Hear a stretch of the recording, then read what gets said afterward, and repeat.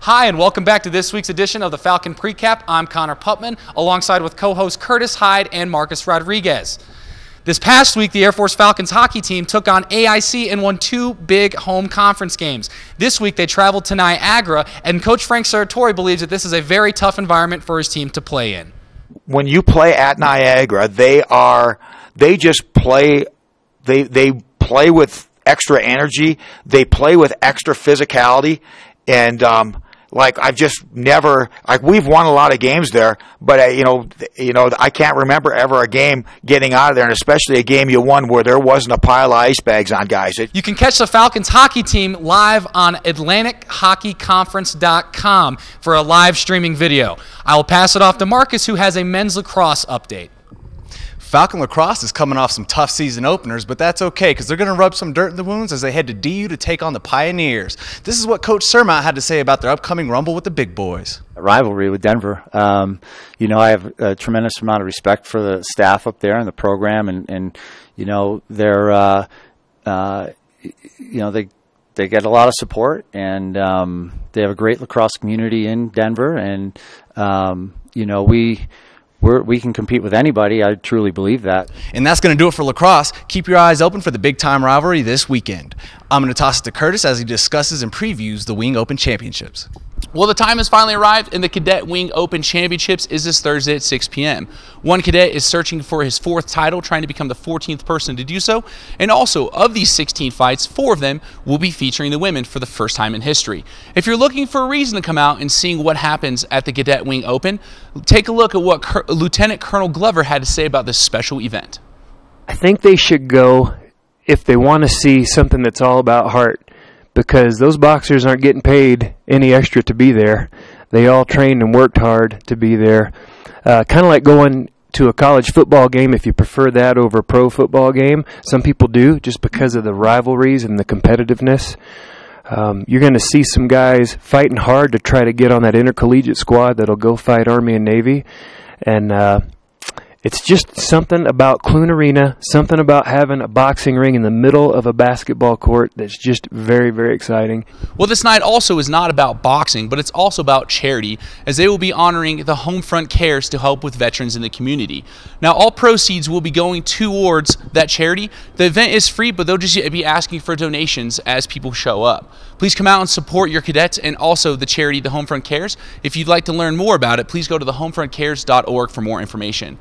With that, we're going to go ahead and knock this out of the park and send it to Connor, as he's going to take us through another special edition of the 60-Second Sit-Down. All right, we're about to go surprise Stacy Gorman. He has no idea that he's about to be put on the 60-Second Sit-Down. Oh, Stace. You got 60 seconds, sir? And your 60 seconds starts now. What is your name and what do you do at the Academy? Stacy Gorman, electronics technician for the athletic department. And where are you originally from? Dallas, Texas. And what year did Texas become a state? That would be 1851. Answer. Tech or A&M? Neither. And Chipotle or Qdoba? Chipotle. Good man, good man. Your favorite type of music? Rock. And how fast does a falcon fly? Not a clue. I would probably say 300 miles an hour. Okay. If you could eat dinner with a famous person, who would it be and why? Oh, that's a good question. I'd probably say, let's go with a president, since it's just after President's Day. We'll go with Abraham Lincoln, and first Republican president. Good man. All right. And if you could have a superpower, what would it be? And that's it for the second edition of the 60-Second Sit-Down. Well, this last week I had the opportunity to sit down with 2 stellar swimmers here at the United States Air Force Academy. And not only are they human, but also you can make a good case that they are also part amphibian. With the Mount West Championships right around the corner, and finishing 6th as a team last year, there is only one focus and one goal in mind. Have a great team performance, have a great team showing at the conference meet, and so I think this is the most talented team we've ever been on, or we've ever had, and the most talented team I've ever been on at the Academy. And so really moving us up in the conference rankings is definitely something I'm looking forward to. I really hope the team can place a little bit higher at conference this year as well. Even though these ladies are humble in spirit, they are both past team MVPs, holding numerous records and unique skills. I definitely think records are a good way to base goals, but honestly, I just like to get in and race, so if the record comes, then that's great too.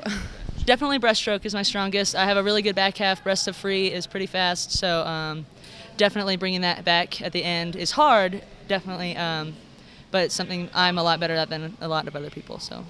Their coach, Casey Converse, has given them many skills, and both of these girls have the highest respect for him, but his words of wisdom are what stick out the most. It's always important to not think about the race that's coming up or stress about it, because you can't change that you're going to do it. But it's really just, it's to get in a good frame of mind and just prepare to swim your best and not think about it. Whining doesn't change anything, so you might as well not try. Just get in and do the work and try your hardest every day, and it shows good results. So most of us view swimming as a sport of leisure, but these girls cleared up that myth with the amount of dedication and work that goes into their sport. Definitely a tough schedule.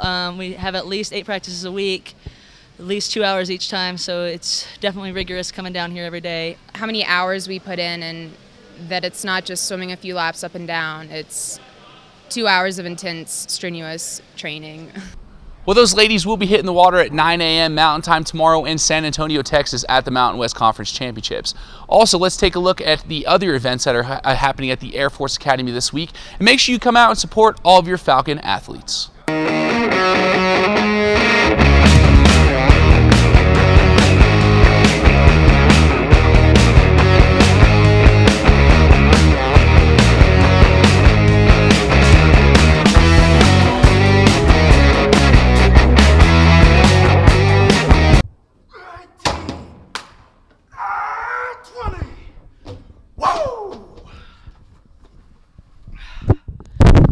Now that we're done ripping and roaring for this Falcon Precap, we'll see you next week on the new edition of the Falcon Precap.